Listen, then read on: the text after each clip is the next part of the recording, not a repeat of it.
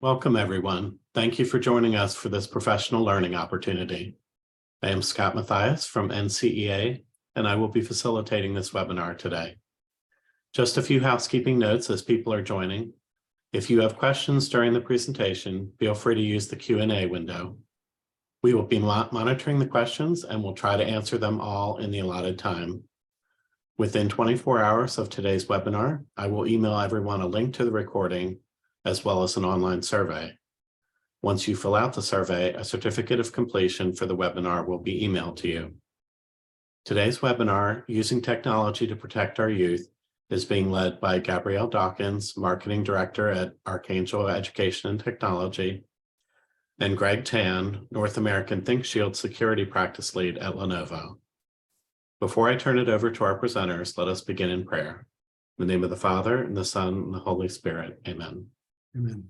O Lord, we raise our petitions on behalf of our children and the schools they attend.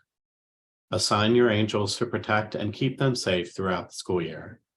Help them not to doubt or fear, but to be strong in you and in the power of your might. Teach them to exercise confidence in you. Let every school year be one of safety, peace, love, and comfort in Jesus' name. Amen. In the name of the Father, and the Son, and the Holy Spirit. Amen. Gabrielle and Greg, thank you for joining us today. Thank you so very much for having us. I'm Gabrielle Dawkins. I'm the Marketing Director for Archangel Education and Technology, which is one of the leading providers of technologies to schools across the nation. And I'm going to ask you to do something, of course, that you ask your students to do, which is to be engaged, to go ahead and type in the chat, to let us know your thoughts as we continue throughout this presentation, right? We want to make sure that this is engaging and this is interactive. So I have a quick question for you. How many of you lock your doors at night, right?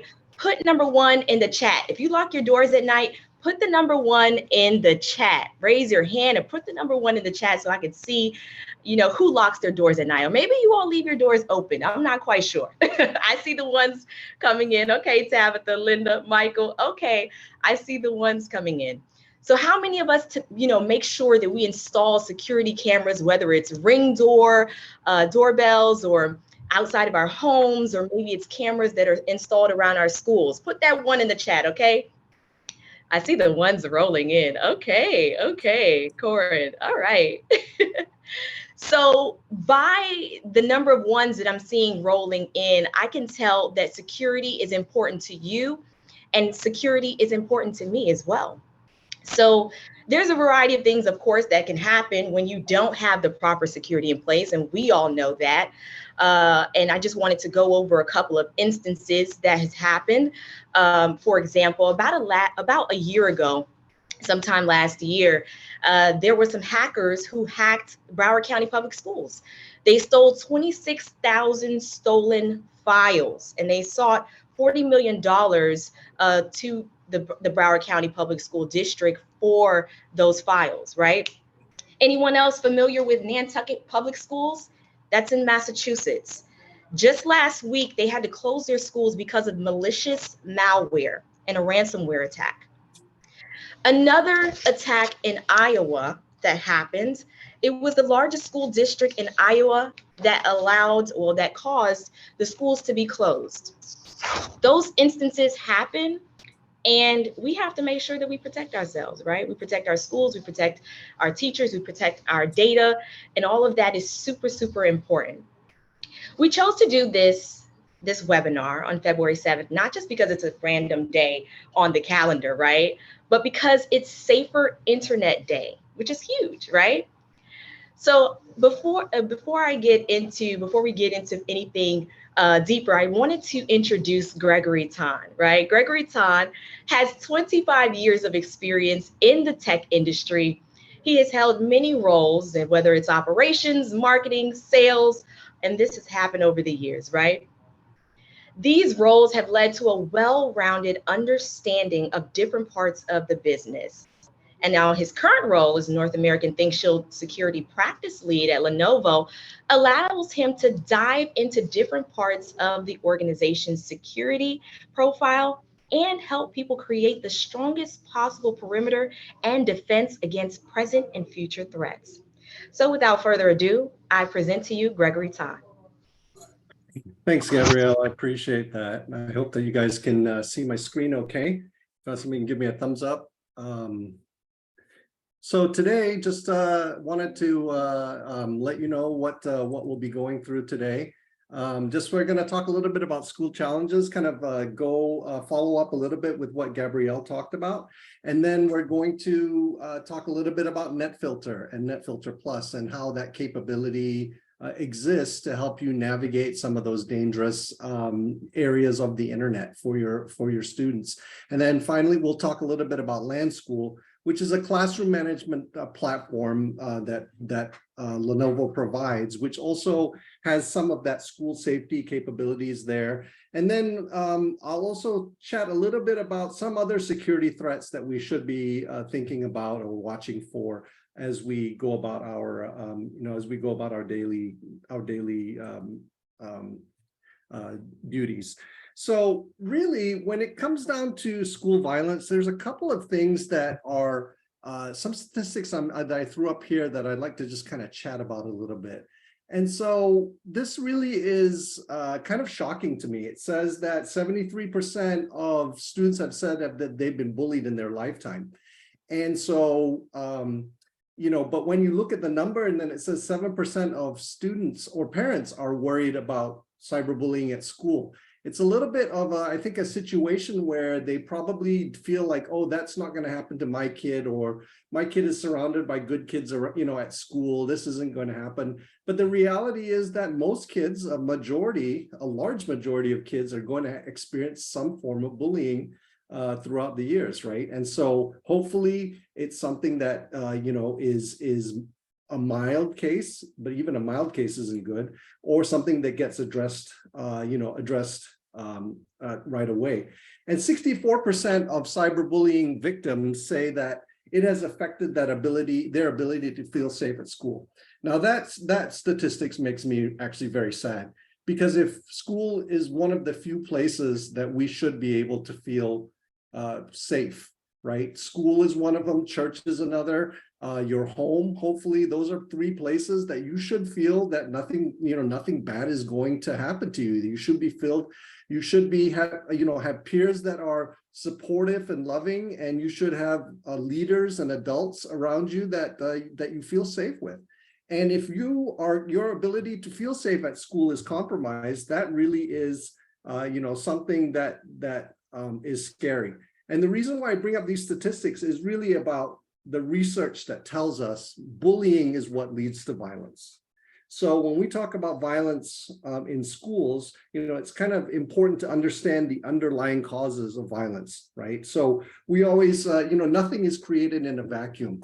So if there is something that happens and there's some sort of incident at school, it really will tie back to something that's happened in that child's life or something that's been happening to them right then. And, that's how it manifests itself. The next slide is really one to show you about access to mental health, because mental health is another thing that, ties quite heavily into the violence at school. So by that, what I mean is if you don't have access to mental health, then you're not going to be able to address the underlying issues. And so I don't have statistics for all the different states, but I live here in Texas. So I pulled some statistics for Texas, and I'd like to share them with you. 173 counties in Texas do not have a single licensed psychiatrist. Now, just for context, there are 254 counties within the state of Texas. So only 71 of the counties here in the state of Texas actually have a single or more licensed psychiatrists. So that means a large majority of the school districts in the state of Texas do not have access to mental health professionals. Texas ranks 51st in the US for access to mental health care. And so therefore you can understand why, that Texas seems to, have a disproportionate number of school violence incidents, right? And then in 2021 is the year that the American Academy of Pediatrics and other groups declared that this is actually that access to mental health or mental health of adolescents and teens is a national health emergency. And the reason why they say that is because, we're becoming a little bit more isolated. Certainly COVID did us no favors by making it very difficult for us to get together in groups and to learn in groups. And so as a result, more and more people even started to withdraw into themselves, which again is a huge problem. When you have an issue with mental health, you need to be surrounded by people. You need to be surrounded by people that can help.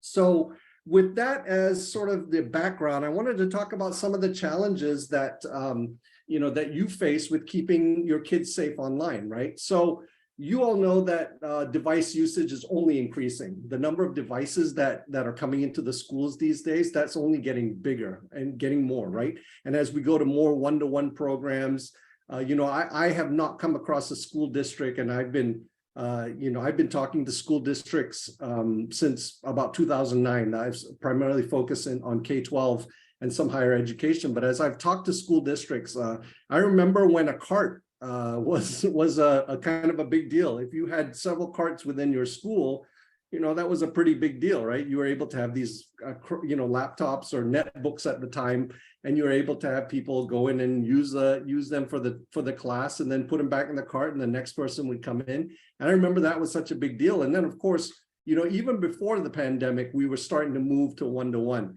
But with the advent of Chromebooks, which were much more powerful, or are much more powerful than a netbook, for example, and it opened up a lot more access to programs that are on the internet, it really it was an impetus for driving that device proliferation, right? So as we get more devices, kids are getting phones younger than ever. I think back to my family, even my kids. I have kids that range from 26 to 12, and my oldest kid didn't get his first phone until he was, I think he was like 12 when he got a little flip phone that basically allowed him to call mom and dad. That was it. He couldn't text message, he couldn't get on the internet, he couldn't do anything like that.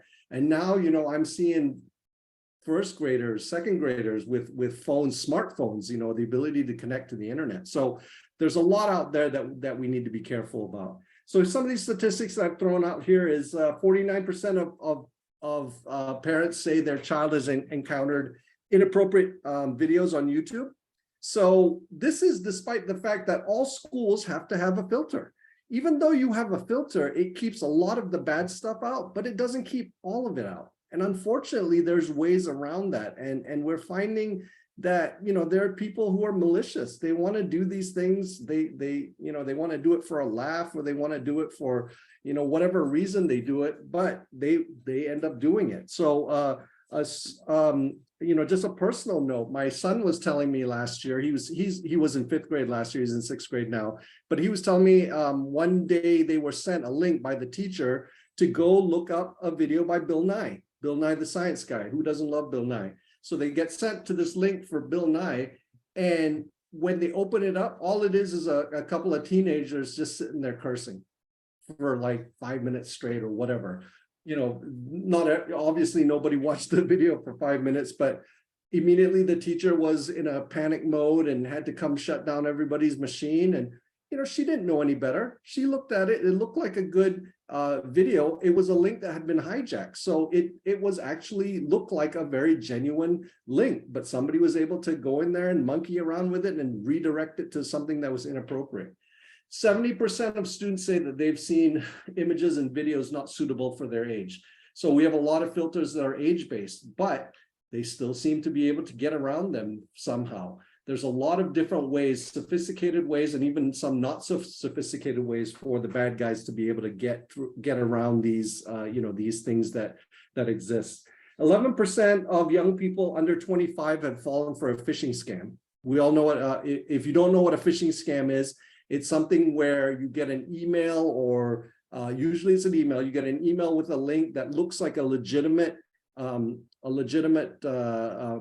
site, and you click on it, and you usually enter some kind of password, your password, and your information. And what's happening is it's actually being collected by the bad guys to be able to then use that information to forge your identity, sell it to other bad people to use it whatever way they will. When it comes to phishing, the attacks are very, very sophisticated. A lot of times, you'll look at the URL and you'll hover over a URL for something to click, and it'll say something like, bankofamericas.com. Now, if you're not careful and very quickly, if you're like me and you just scan the URL and it says Bank of America, hey, I bank at Bank of America. They're asking me for some information. Sure, I'll click on this. Not realizing that it said Bank of Americas with that extra S. And that extra S makes all the difference, right? Because that is a redirected website that's going to somewhere that the bad guys are having you fill out a form, to steal your information. 11% of the people, so 1 in 10. Why is that so important? It actually is important because for the fact that, if somebody's information is stolen at a young age, it actually gives the criminals a pretty big runway to do some harm, to be able to open credit cards, loans, different things in kids' names. And a lot of times you won't get that information till you're, 18, 19, 20 years old, right? So phishing is certainly something that we face a challenge with, and is something that is constantly being spammed to emails, and student emails are no exception. And then 88% of schools are concerned about mental health, self-harm, and suicide. So suicide ideation, as well as just the general mental health of kids, they could become aggressive, they can bully others, if not treated right. There's a lot of negative consequences. And then here at the bottom, $2 million is the average amount stolen from school districts in phishing attacks. So you can see that phishing attacks, they don't just try for the students, they also actually try for the adults, right? They try to get information from, that are accounts that are linked to the school. They want to be able to get in there and, tap your bank, tap, your ability to get your resources. I don't know how many of you watch Shark Tank, but in Shark Tank, there's a lady on there, and her name is Barbara Cochran. She's a very smart lady, entrepreneur, has made millions of dollars. She's one of the investors on there. In her company a couple of years ago, there was a scam that was going on where they were paying invoices that they thought were legitimate to actual phishers. They were actually clicking on links to pay invoices, and that money was going straight to the bad guys. Had no idea that this was happening. It was done by somebody in the accounting department. They weren't doing it maliciously. Again, they thought they had a very legitimate website that they were going to, but it turns out it was actually going to a bad guy's site. So lots of money being lost here. The biggest problem I see with this is not just the dishonesty of people stealing from organizations, taking something that isn't their own. The problem is that we as educators typically have a fixed budget. If I lose $2 million from my budget from a phishing attack, or there's a natural disaster, or whatever happens, it typically is a zero-sum game. I typically don't have the resources, or there's not another way for me to make up that budget. So what that means is something else has to get cut. Now, if I spend an extra $2 million on paying off a phishing scam, or whatever the case is, ransomware is another one, then maybe I don't buy as many computers this year. Maybe I don't get to have as much curriculum. Maybe we have to cancel field trips, right? There is a definite cost to education when the bad guys target them and actually do get money from us. So what are we doing? What are we doing here at Lenovo to make internet safety easy, right? So whenever we talk about internet safety, people are always worried that it's going to be super complex. And then if it's not complex, if they're using a product, they worry about how often that product is updated, right? These are very real concerns. In a lot of IT departments at school, sometimes the IT department has, for example, in my wife's school district, my wife is an educator here in Georgetown, Texas. And in Georgetown, Texas, there are probably 14 different school sites, maybe 16 different school sites. Well, the entire IT department is maybe like 9 people. So, I visited them many times to talk to them about, different products. So I know exactly how large their IT department is. So that's not even one person per campus. And so what happens is you get Greg, the volleyball coach, or the PE teacher, who's also a part-time IT guy. And all of a sudden I'm having to, do things that might have to be pushed out at the school level rather than at the district level. Right. And so again, my daytime job is being the PE coach. It's not being the IT guy. I try my best, but I want it to be simple. And if it's not simple, it's going to be difficult for me to implement that. So what makes the product that I'm talking about here, NetFilter and NetFilter Plus, what makes it so powerful, right? And it really all boils down to artificial intelligence, or the way that Lenovo's product takes advantage of artificial intelligence. So data shows us that every minute, 175 new web pages are created. That seems crazy to me, but it's a real stat. And so there's 175 web pages being created. And we also know from research that the shorter time a website has been around, the more likely it is to be fraudulent. So if you have a history of a website that's been around 4 or 5 years, it's less likely to be fraudulent, because by then, you would think that somebody would have discovered whatever scam it was that they were running. So the fact that there's so many of these created makes it very difficult for us to, to be proactive and go out and find all these different threats that are out there, right? So what happens is the artificial intelligence in our product, and what it does is it keeps up with those new pages by constantly scanning and categorizing the web to keep the product up to date.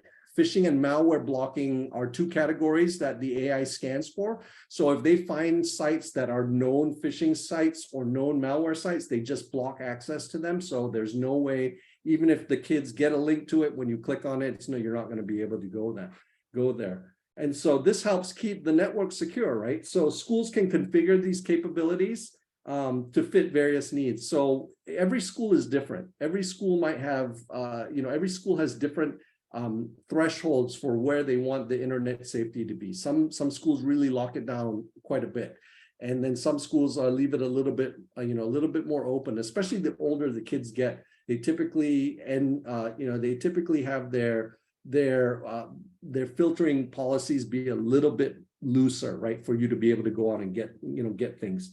And so what happens is, you have to have a product that understands that. You can't have a product that says, I'm going to block everybody at the kindergarten level, regardless of what grade they're in. So again, and we'll talk about this here in a little bit, it boils down to, when we're using technology, we want to encourage the use of technology for educational purposes. But if we lock it down too much, then students don't have the capabilities to go and get the things that they need. But if we lock it down too little, then there's a lot of bad stuff out there. And what I like to say about the internet is we do again have filters, right? Because of the Child Internet Protection Act, every school district, every school has to have a filter of some kind. And the filters are out there, and they do a pretty good job in terms of broad categories. I'm going to block gambling. I'm going to block pornography. I'm going to block sites that talk about building a bomb, right? You can make these sort of big, large areas. But what happens when you get into a situation where it's really kind of in the gray area? How do you handle that? How is that something that your policy can handle? So the ability for schools to be able to configure the capabilities to meet their needs is, it's really important. One of the things that you also see a difference in is the filtering levels by students and by staff. Again, teachers should be able to have access to more things as they go out and look for, content for their kids, right? And what's nice about this is that it can be done on a mixed environment. Because it's a web-based filter, I don't have to worry about, some software that's being installed on a machine. So I don't have to worry about, I have to have an environment that's the same, all Windows machines, or all Mac, all Macs, right? So it doesn't matter where those devices are. or excuse me, what those devices are, or even for that matter, where those devices are, just the ability to block, across a mixed platform. And then also, you got to make it easy to deploy it. You can't say that it's, you can't make it difficult. You can't make it time consuming, because then it becomes an exercise where people just don't want to roll it out, right? So, and then one of the other things that has to happen is whatever filtering solution that you're using, you got to have reporting, because you've got to be able to see what's being targeted, what the kids are looking at, what in fact is being blocked, what seems to be a red flag that maybe should be looked at more carefully. And so you have to have the ability to look at reports and have mass numbers, to be able to make to make decisions based on data, right? It's pretty easy to say, hey, Johnny came up to me and told me that, this site is inappropriate. And, I put a kibosh to it. Well, Johnny might be one of those kids who just doesn't want to learn. And he knows that if he tells a teacher that such a site is bad, it's going to get put on the list, right? And so there has to be ways for us to be able to figure out what are the sites that, we are blocking, we are targeting, to make sure that they are indeed, sites that we should be blocking. So, so there's a number of different things, again, that we're trying to make it easy for our, educators to be able to use. One of the nice things about that is, we also have this language capabilities, right? So if you have, this ability if you're in a school that has mixed languages, right? NetFilter uses AI to monitor and categorize for actually more than 40 languages. And you can see them at the bottom. I have, a bunch of the languages listed out. And so considering that the US is a melting pot, there's lots of ESL students out there. This is how, this is one way to keep them safe, even maybe when they're at home and they don't speak English. So they're using Spanish, they're using, French, whatever they're using. This has the capability to be able to block those, to block those things. And so under Lenovo NetFilter Plus, they have the capability to actually monitor keywords. So you can put in keywords that they're able to monitor. And unfortunately, that one is only in English at this time, but we're working to actually expand that. So if somebody does a search for suicide in Spanish, you're going to be able to flag that. You're going to be able to get a report. You're going to be able to have it escalated to, to the proper person to make sure that, that this gets taken care of. So here's an example of the dashboard, what it kind of looks like, right? And so here you can see that we have 48 different sites that are blocked. So you can actually go in there and very quickly, you put in your policies, you can actually go in there and very quickly pick the sites that you want to block. So you can see in this one, we've blocked adult mixed content, hate speech, gambling, matchmaking, right? We don't want kids going to match.com, malformed URLs. So that's a common target or a common practice of the bad guys, is to use malformed URLs, which again, URLs that look correct, but are just, that are not right. Another thing that is actually a well-known malformed URL tactic as well is if they can actually get what seems to be the right web address in there, but then they have a string that's 100 characters long after that. That's usually, that can be a sign that that's redirecting to another page that it shouldn't be. And so, that's another example of the AI being able to go out, figure that out, and then warn you about that.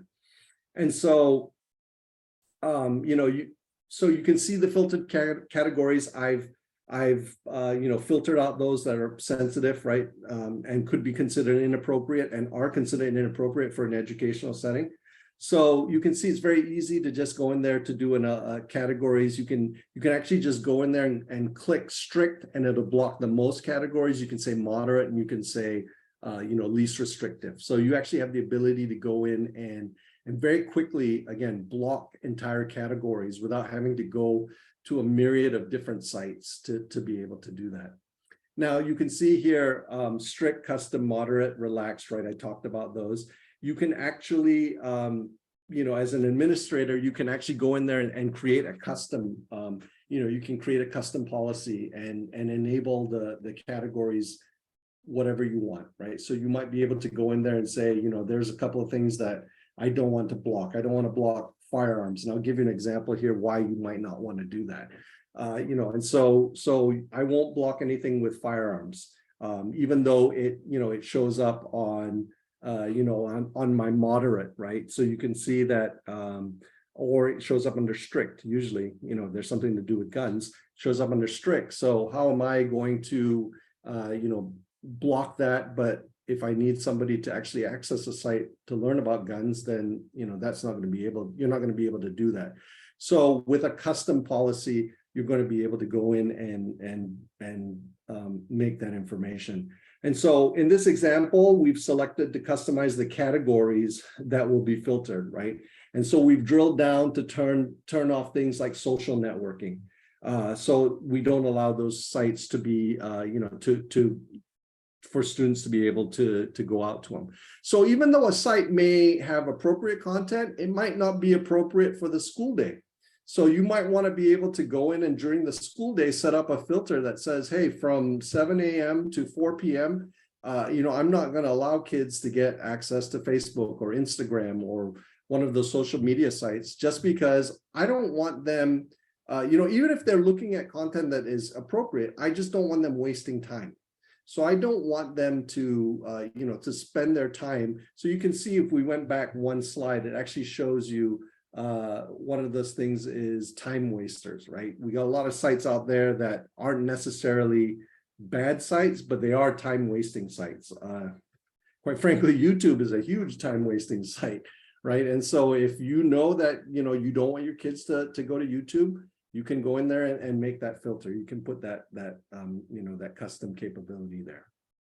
So I talked about guns here, and I wanted to talk a little bit about some of the AI. So if you block something, sometimes kids are able to still get around it because they're able to actually just type into a search bar, and the search engine category is allowed. The user would be able to see what they what is about guns, right? But if they were actually, if it was something that was inappropriate and you put it on your list, when they click on it, they're actually going to get a message that says this access to this website is denied. I really like the fact that this tells you why the access is denied. And so a lot of times, kids and adults as well, when we get to a site that's blocked or just doesn't work for some reason, we just put in our minds that, oh, it's not working because there's too much traffic to that site or whatever the case is. This way, the students know that the reason why they can't get to that site is actually because it's being blocked, right? We put a filter that's not allowing you to do that. And we have that note there that says, hey, contact your internet administrator if you require access to the site. Now, the reason why I bring up guns is, again, it's a different story if somebody's going to guns.com to shop for a rifle or a pistol than it is to be researching the Second Amendment. And so if I block the term guns completely from my with my filter, I'm blocking educational opportunities. I'm blocking a chance for somebody, like I said, to do a debate or write a paper about the Second Amendment. And so there has to be ways that you can set it up so that you can block unique sites, but also allow things to be able to be brought up and talked about or people are able to learn from. Here is a quick example of what the reports are like. Shows you very quickly that here's the top 10 websites, for example, that show us where people have gone, and you can see lots of people are going to Bing.com, Edge.Microsoft.com, right? That makes sense. But then you can see over here, I've got the ones that I've blocked. I've actually blocked login.live.com. That's essentially the ability for somebody to log into, the ability for them to log into their Microsoft account, right? So you can go into your Microsoft account and open Outlook, for example, your personal Outlook. Well, me as a administrator, as a teacher, I don't want you to looking at your email, right? I would rather that you pay attention to the class, so I'm going to go ahead and block that. So I'm going to be able to see what the kids are trying to get to. Now, again, this is also actually a good way for for an educational opportunity as well, like a teaching opportunity. So if you're an administrator and you notice that lots of kids are trying to access a certain site that you know is inappropriate, this is a chance to just have a discussion and say, hey guys, this isn't something that we should be looking at, right?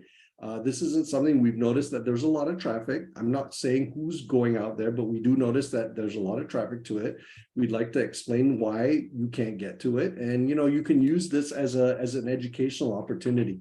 I find that a lot of times when you talk with kids and you give them the reason why you don't want them to go to the site, they may grumble about it, but, they'll sort of understand, rather than just having this mentality where we're blocking it because it's no good for you, but we're not going to tell you why, right? So I think there's an opportunity here for some education, a teaching moment for you, if you will. So when I talked about so here, just really quickly, just want to kind of go over something that we offer through our NetFilter. But also something that, if you're looking at a competitor or you're looking at a filtering solution of some kind, that you just make sure that you're looking at to see if they have these features as well. Obviously I'm talking about a Lenovo product, but there are lots of great products out there. The most important thing is that you have something. I would love for it to be a Lenovo product. I would love for you to purchase it through Archangel. But the reality is we just are I feel very strongly that you just need to have something. But some of the things that you do need to have or do need to look for are, the proactive filtering, right? The ability for the AI to make decisions on your behalf. So you don't have to be looking at the categories constantly to monitor that. How flexible is the system? Is this something that once it comes out of the box, that's it? You can't make any changes to it, which again, might be something that, could be good for you, or might be something that you think to yourself, I need a little bit more flexibility. I need a little bit more customization. Make sure that the filter is compliant with SIPA, right? So everybody who's a filter should be compliant with SIPA, but I'm sure that there are filters out there that aren't compliant with SIPA. So make sure that whatever you're purchasing is compliant so that you guys stay in compliance. Using NetFilter Plus can actually be proactive in going out to monitor content to alert people.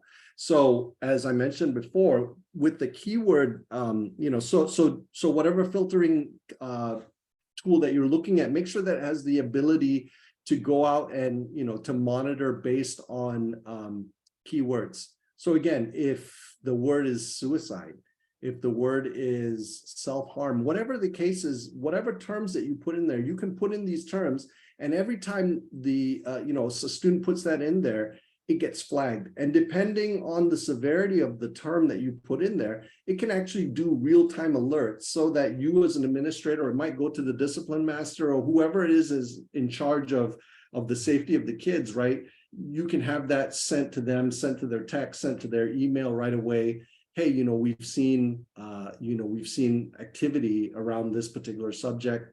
We just wanted to let you know, came from this IP address, came from this, student login, right? And then you can make that decision on how you want to handle it. But the worst thing is to not even know what's going on there.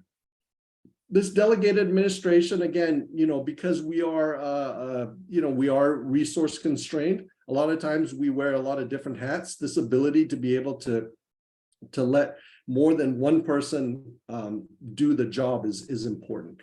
One of the great things about cloud solutions is the ability for people to access those cloud solutions from wherever they are. So I don't have to be sitting at a desk on the school network to be able to get access to my tool. And conversely, Gabrielle doesn't have to be at school at her desk trying to get the same content. We can both have access to it. That's really important. I think that helps with sharing the responsibility. So it's not just one person's job to monitor everything that's happening out there. And then, the ability to monitor beyond just the internet. So there's so many things where things are happening outside of websites, right? Google Docs is probably the best example. There's so many things that, I've heard recently of these students who actually have the ability, and they're smart kids, we should probably try and make them use it for good, right? But what they're doing now is they're putting things in Google Docs with expiring messages, and then they delete it and try to, they actually try to erase their tracks. And so what happens if, make sure that you have a tool that can track those kinds of things, because, there could be something that in there might not tell you what was in there, but it tells you that, there were 5 things deleted. It's usually, pretty suspicious, right? Kids are smart. They want to delete anything that might be incriminating. Typically, if it's not incriminating, they're not very good about cleaning up. I mean, I look at my teenagers, right?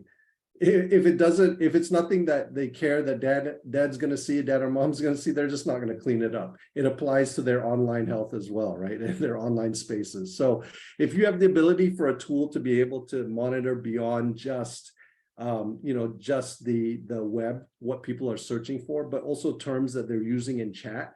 One of the big things I like to see is the inappropriate use of slurs. If you're going to, I don't want my kids in a school district setting chatting and using slurs, and me having to catch that every time they do it. Again, if I see it happening, yeah, I'm going to come down on Johnny like a ton of bricks, right? But for every time that I catch Johnny, if he's using language that's inappropriate or bullying or whatever, I'm probably not going to catch him every single time. And so if you have that keyword functionality to search through chats to be able to say, hey, this word keeps coming up. He keeps threatening to punch, Joey across the room, right? So I can see these things and they can happen in real time, and that's important. So the other thing that I like to talk about with it when it comes to school safety or kid safety is classroom management. And so classroom management, lots of people, want to know, why does it matter, right? Why is it important? And the reason why it's important is because it's not so much just, it's not safety, although there is a safety component of it. But if I'm really looking for safety, I'm looking for something like a filter to be able to do most of the heavy work on that. But what I use my classroom management for is to keep kids, to keep them on track, to make sure they're not distracted, right? To make sure that they're using the resources appropriately. I mentioned this probably more than once. The internet has a lot of good things, right? There's a lot of bad things, but there's also a lot of good things, or at least appropriate, what we would consider appropriate. But not all of them are appropriate for school. Some of them are time wasters, right? We talked about that category within the, within the filtering. There's lots of things that are time wasters. I want to be able to make sure that what I'm doing with my kids, that they're spending time appropriately working, right? So, and classroom management in this day and age also has to do with, some distance learning. One of the things that we were very fortunate to do as a company was to be able to assist lots of school districts with their distance learning when everybody went remote. And so we had the tools, we were able to provide the tools for districts and schools to be able to continue having lessons, right? Of course, I'm very much of the mind that in-person is the best way to go. But if we're stuck in a world where we either have to do hybrid or we have to do, completely remote, I want there to be some kind of way that me as an instructor, I can monitor what's going on that student's device. Again, not for inappropriate content only, but also to make sure that they're just paying attention, right? So here is an idea of, what something like a classroom management would be, right? So it's the ability for you to go in and start a class. And then once you start a class, you're actually be able to pull in everybody who's within that class. So you have a roster that you fill out. And when you click start class, it actually just brings everybody into that class immediately. And so then you can see that you can see a thumbnail of what's going on their screen. So you're able to see, for example, Amy Moran is on BrainPop, right? So she's using a site that we like, that we pay a subscription for her to be able to go out and do some stuff. And there's other people that are using search. David Kim is on Wikipedia, which might be a red flag for me as a teacher, because David might be going down a rat hole somewhere, right? So you have this ability to see these, the sites, and to be able to then, block them, if you will, right? So I can actually go in there, I can create classes on the fly, right? I can do things like blank screen. So if I need everybody to pay attention to what's going on here, I can just click the blank screen and I can put a custom message in there. Again, if the kids don't know why something has stopped working, they just, they'll pound on the machine, or, they might even raise their hands, hey, it's not working, but if they have a message that tells them exactly what's going on, they're going to know that this is what's happening, that the screens are blanked because me as the instructor, I want you to focus on what I'm doing. So, you can do things like that with a classroom manager, and that's important, again, to keep people keep people on the right path, right? And so there's actually two different versions of Land School. We have one that's a cloud-based one, and we also have one that's we call it Classic. It's actually hosted within your own environment, but you can see there's a lot of different things, differences between them, but essentially they all do the same thing, which is to actually go out and make sure that time is being spent in a good way. One of the features that I really like about a classroom manager, and again, classroom management is something that if you're not going to purchase it from us, I still feel strongly that you should purchase it from somebody. There's lots of competitors out there, lots of reasons why we think we're the best, lots of reasons why they think they're the best, right? So if you're not using ours, fantastic. Just make sure that you're using something. One of the things that's great about a classroom management is the ability to actually go in, for example, and say, today we're going to only go to nationalgeographic.com. That's the only website I want my kids to be able to go to.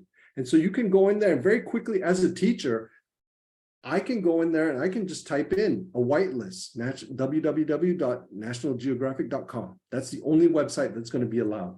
Now, we often have times where we have lots of things blacklisted, but how often, sometimes I only want them to go to 1 or 2 or 3 different sites. Why don't I just whitelist those 3 sites rather than blacklisting the 97,000 other sites I don't want them to go to? So you can actually just go whitelist. And if that's the case, those are the only sites that they're going to be able to get to. That's a huge time saver. Another thing that you can do when you're working with technology and using a classroom manager is the ability to push a website to everybody at the same time. Now, you write it on the board, you're only as fast as the slowest kid in the class to get that URL written. And there's always 1 or 2 kids in a class who will, is that a front slash or a backslash? I can't read it from back here. So you have to spend time, rather than education time, you're spending time helping Johnny figure out what the URL is. What if you could just type the URL, nationalgeographic.com, hit enter, and boom, it would have come up on everybody's screen at the same time. Now, you're controlling the speed of when everybody gets to see the website. You're not dependent on some kid typing it in again. The kid who doesn't want to type it in correctly can delay the entire class. So these are some of the capabilities that you have that that are important. Very last thing before we go to question and answers, if there are any, is to talk about some other cyber security issues that we need to be worried about. Ransomware is the one we probably hear a lot about. I got a call today from a large school district that they'd been ransomware. So now we're going through the situation of figuring out what's gone, how we're going to get it back. Do we pay the ransom, right? So there's all these questions that have to be answered. I will tell you that even though ransomware gets the lion's share of the coverage within when we're talking about issues with cybersecurity, the fact is when somebody's been ransomware, that's actually the end game. That's the last thing the bad guy's doing. They've already taken all your data off They've already taken all the information they want from your website, from the file shares, whatever the case is. This ransomware is just a last gasp to see if you'll pony up some extra money. By the way, fun fact, 60% of people who pay the ransom never get their data back. I know it's shocking that a criminal who is ransoming your data would actually be unreliable in returning it to you when you pay the ransom. Shocking, right? But just so you know, there's lots of strategies around that. We've had school districts. LA Unified was probably the biggest one to have been ransomware in a long time, and they just decided they're not going to pay. They just aren't going to pay the ransomware. They're going to just basically have to rebuild that infrastructure from the ground up.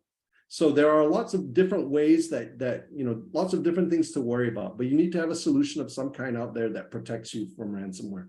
Data breaches. Is your sensitive data sufficiently protected?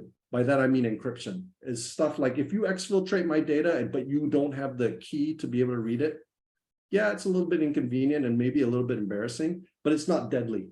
Nobody's losing, nobody's information is going out on the internet because I've got encryption on that. What about phishing? So, and that says fizzing. Sorry about that. I'll fix that. I have to fix that typo. I apologize.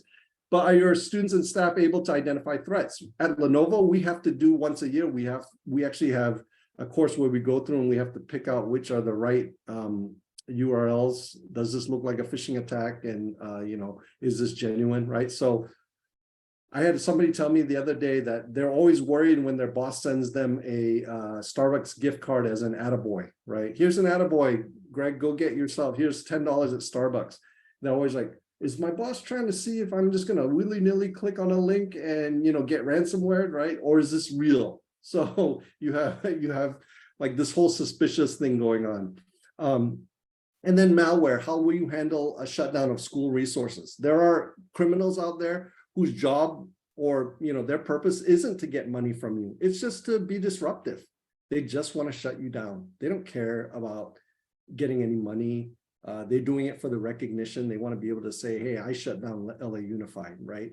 Whatever it is, however they want to gain some notoriety. So how will you be able to handle a shutdown of school resources? Are you have the ability to roll back to a safe state very quickly? What is it that you have for a remediation plan? So these are some other cybersecurity issues, and so there's also physical security issues that you need to be cognizant about. So the issue of security and keeping our kids safe is a complex one. There's a lot of things out there. There's a lot of areas, but we want to try and make it as easy in certain areas. And my job is to help you guys make it easy for the online world.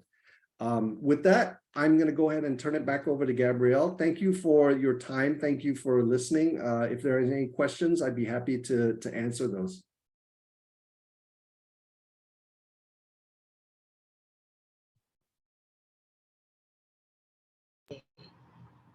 Thank you so much, Gregory. Great presentation. Do we have any questions? Any questions? Go ahead and put it in the chat.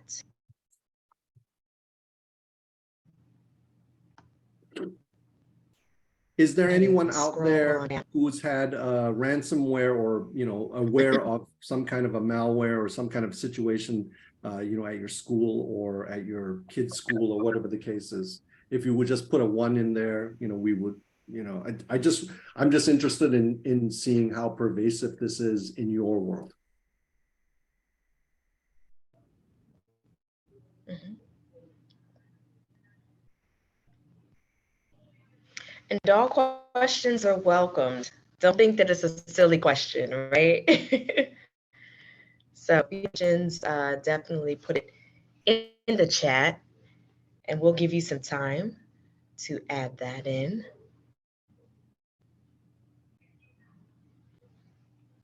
So Gabrielle, is there anything that you were interested in learning a little bit more about that maybe I didn't elaborate on, or is there anything else that, as we wait for some questions, if there's anything else we can, you want me to fill in the time? Yeah, I did have a question for you actually. So you talked about, kind of having this umbrella where you can stop, students, whoever, from access social media. So do you have to be connected to the Wi-Fi itself for that to work, or is it just based off of, okay, this square footage or this location that, it blocks the social media if that was something that they wanted to block? So what we do with our filtering technology is typically what we do is we route them through a particular domain server, right? So in order to get access to it, we point their browsers to go through a particular domain server, and that domain server has all the logic built in. So it doesn't matter if they're at Starbucks, if they're at home, if they're on campus, they're all going to this particular domain server so that they can, have those rules applied. So great point. Lots of people go, well, fine, that, we have a one-to-one initiative. I give them that computer, they go home with it. How do I know what they're doing with that computer when they're, not at school, not on my network? Well, we have the capability, there's capabilities out there with filtering solutions to be able to do just exactly what I said, which is to be able to do it anywhere. It doesn't have to be within your own four walls. Nice. Nice. Thank you. Thank you for breaking that down. Hey, no Wow. problem. And the reality is that, if you were, or a student were to do something that, that violated SIPA, for example, I don't know what the legal standing is there, but, there's definitely the problem that they could say, yeah, it was a school provided device. You should have been protecting me, right? So we need to make sure that our tools work in a pervasive manner. Nice. Yep. I agree. I agree. Whether you're on campus or you're off, at least protecting the youth from, some of those malicious things that are happening out there, or even things that are not suitable for their age. I agree. Right. So we gave everyone a couple minutes just to kind of put in a question. It seems as though you did so well, Greg, that no one has any questions. Or they're all so asleep. I'm not sure if any additional questions, or if there's no. Well, if you all have any additional questions, you can reach out to either Greg or myself here at Archangel for any questions, concerns that you all have, or for anyone else who is watching this at a later time or date. Feel free to reach out to us. Greg, how can they contact you? Very easy. gtan@lenovo.com. So just 4 letters, the letter GTAN at lenovo.com. Feel free to send me a email. If you want to ask a hardware question, I'm not a hardware guy, but I can probably get you to the right place. I can send you back to Gabrielle. She sells a lot of Lenovo products as well as other Yeah. hardware. So it doesn't matter. We just want to be able to help you with whatever solution that you're looking for. Archangel is, one of our very best partners, and we love doing business with them. Thank you so much for having me on, Gabrielle. Thanks, Scott. Thank you to the Educational Association, and I hope that it's been useful. Yes, and thank you both for presentation. Very informative, and as you said, Gabrielle probably covered everything that everyone needed to know about school safety, at least for the moment. And I want to thank all of our participants as well.